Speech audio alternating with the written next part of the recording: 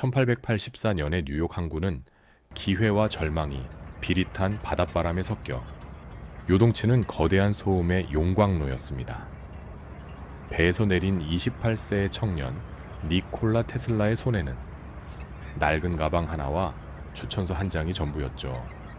주머니를 뒤져보니 남은 건 고작 4센트. 하지만 그의 시선은 부두의 거친 풍경이 아닌 그 너머의 허공을 응시하고 있습니다. 그는 지금 눈앞의 세상을 보고 있는 게 아닙니다.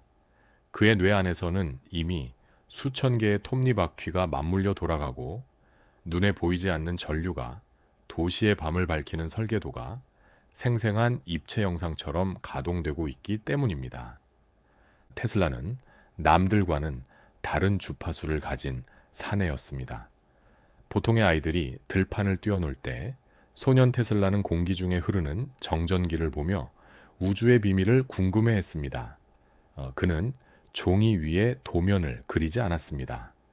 머릿속에서 기계를 조립하고 실제로 가동해보며 어느 부품이 몇 시간 뒤에 마모될지까지 시뮬레이션하는 괴물 같은 능력을 갖췄죠.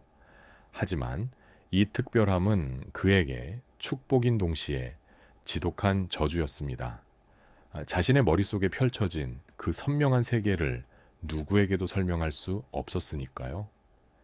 사람들에게 그는 그저 멍하니 허공을 바라보는 기이한 아이, 혹은 현실에 적응하지 못하는 이방인일 뿐이었습니다. 당신도 그런 적이 있지 않습니까? 친구들과의 모임에서 혹은 직장의 소란스러운 대화 속에서 문득 입을 다물게 되는 순간 말입니다.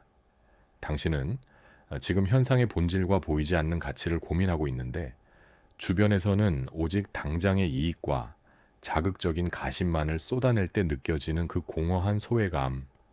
사람들은 그런 당신을 보며 예민하다거나 생각이 너무 많다고 말하죠. 쇼펜하워는 이렇게 말했습니다. 정신이 풍요로운 사람은 고독 속에서 자신의 풍부한 내면을 즐기지만 정신이 빈곤한 사람은 고독을 견디지 못해 타인이라는 소음 속으로 도망친다고요.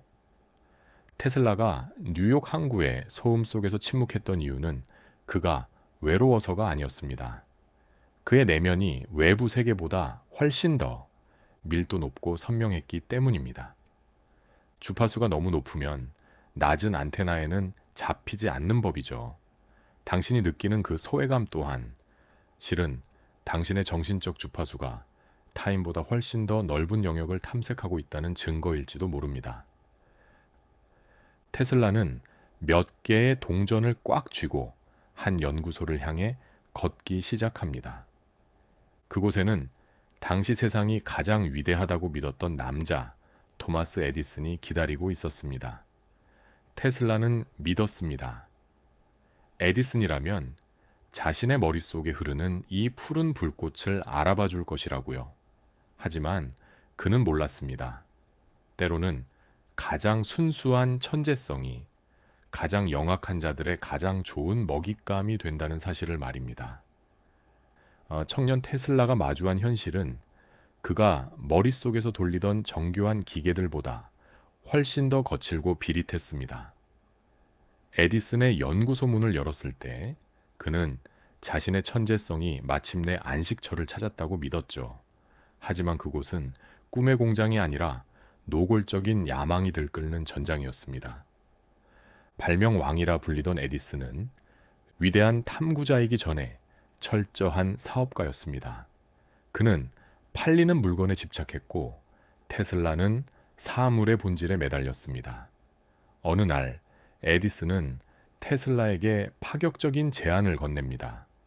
자네가 우리 발전기의 효율을 개선해낸다면 5만 달러를 주겠네. 지금 가치로 수십억 원에 달하는 거액이었습니다. 테슬라는 그 말을 순진하게 믿었습니다.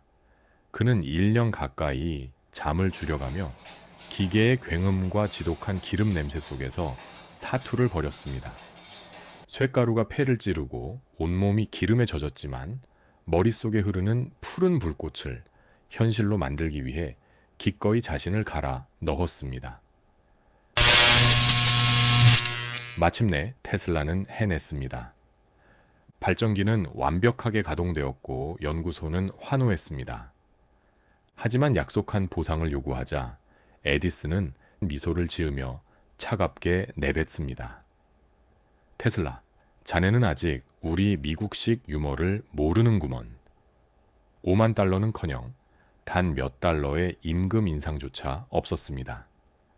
테슬라가 그토록 소중히 여겼던 진심과 노력이 누군가에겐 그저 값싼 농담 한마디에 흩어질 소모품에 불과했던 겁니다.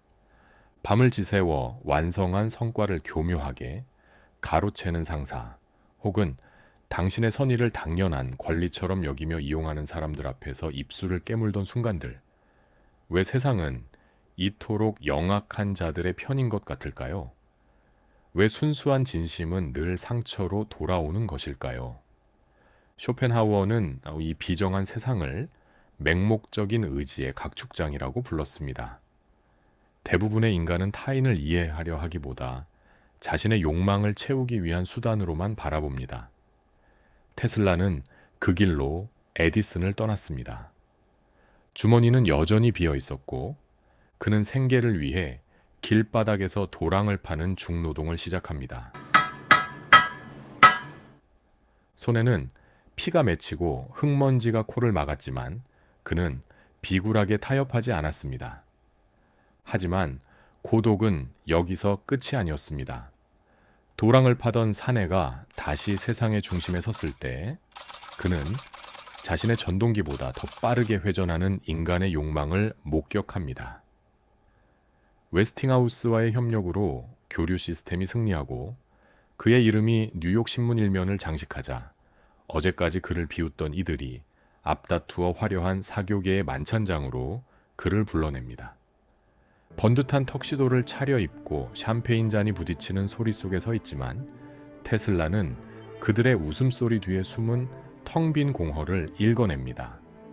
그들은 그의 발명품이 가져올 미래보다 그 발명품이 가져다 줄 달러의 무게에만 관심이 있을 뿐이죠. 그는 천천히 그리고 아주 확실하게 세상으로부터 멀어지는 길을 선택합니다. 화려한 연회장의 조명 대신 그가 선택한 것은 창틀에 내려앉은 비둘기들의 날갯짓 소리입니다. 사람들은 말합니다. 테슬라가 미쳤다고, 혹은 이제 그가 가진 모든 미천이 바닥나 은둔하는 것이라고요. 하지만 그는 하얀 비둘기 한 마리가 자신의 손등에 내려앉을 때 이 무구한 생명체와의 교감이 수천 명의 가식적인 박수보다 훨씬 더 고귀하다는 사실을 온몸으로 느낍니다. 당신은 지금 타의에 의해 외로운 것입니까? 아니면 당신의 가치를 지키기 위해 스스로를 격리한 것입니까? 쇼펜하우어는 말했습니다. 인간은 타인을 만날 때 자신의 수준을 낮춰야만 한다고요. 타인의 시선에 맞추기 위해 자신의 주파수를 깎아내고 그들의 얕은 생각에 동조해 주느라 자신의 깊은 내면을 소모하는 일, 쇼펜하우어는 그것을 가장 경계해야 할 불행이라 믿었습니다. 테슬라가 방문을 걸어 잠근 것은 세상을 향한 거절이 아니었습니다. 타협할 수 없는 자신의 위대함을 향한 최소한의 예우였고 오직 혼자일 때만 도달할 수 있는 저 높은 진리를 향한 자발적인 망명이었습니다. 방문 밖의 세상은 여전히 소란스럽게 돌아가지만 이 작은 호텔방의 침묵은 그 어떤 웅변보다 강렬하게 타오릅니다. 사람들과 섞여 평범해지기보다 홀로 남아 고귀해지는 길을 택한 이 노신사의 뒷모습에서 우리는 보아야 합니다. 고독은 견뎌야 할 감옥이 아니라 인간이 누릴 수 있는 유일한 사치이자 특권이라는 사실을 말입니다. 이제 테슬라는 자신의 마지막 설계도를 완성하려 합니다. 그것은 종이 위에 쓰인 수식이 아니라 그가 평생을 바쳐 지켜온 그 순수한 빛의 결말에 관한 이야기입니다. 닫힌 문 너머 뉴욕의 거리를 가득 채운 화려한 네온사인과 기계들의 웅성거림은 아이러니하게도 그가 세상에 선물한 보이지 않는 힘으로 움직이고 있습니다. 1884년 주머니 속에 들어있던 4센트의 동전은 사라졌지만 그가 만든 푸른 불꽃은 이제 지구 전체를 휘감는 거대한 혈관이 되었습니다. 쇼펜하우어는 진정한 위대함은 동시대의 값싼 박수가 아니라 긴 시간이 흐른 뒤에야 비로소 그 정체가 드러나는 법이라고 말했습니다. 천재는 당대의 사람들과 눈을 맞추는 자가 아니라 그들의 머리 위를 지나 저 멀리 있는 미래에 지평선을 비추는 등불이기 때문입니다. 지금 당신의 머리 위에서 빛나는 전등, 손끝에서 움직이는 스마트폰, 그리고 이 목소리를 타고 흐르는 모든 에너지는 사실 테슬라라는 한 인간의 고독이 빚어낸 결정체입니다. 시대를 앞서간 자의 고독은 결코 헛된 소모가 아닙니다. 그것은 미래의 누군가에게 빛이 될 씨앗을 자신의 가슴 속에 묻는 숭고한 과정입니다. 그러니 당신의 오늘이 유독 외롭고 쓸쓸하다면 그것을 결함이 아닌 당신만의 위대한 궤도라고 믿어보십시오. 당신이 홀로 밤을 지사오며 고민하는 그 본질적인 가치들, 남들이 이해하지 못하는 그 엉뚱한 상상들이 훗날 누군가의 어두운 길을 밝히는 유일한 등불이 될지도 모릅니다. 하지만 반드시 기억하십시오. 테슬라의 고독이 찬란했던 이유는 그가 단지 숨어버렸기 때문이 아니라 고독 속에서 길어올린 빛으로 기어이 세상을 비추려 했기 때문입니다.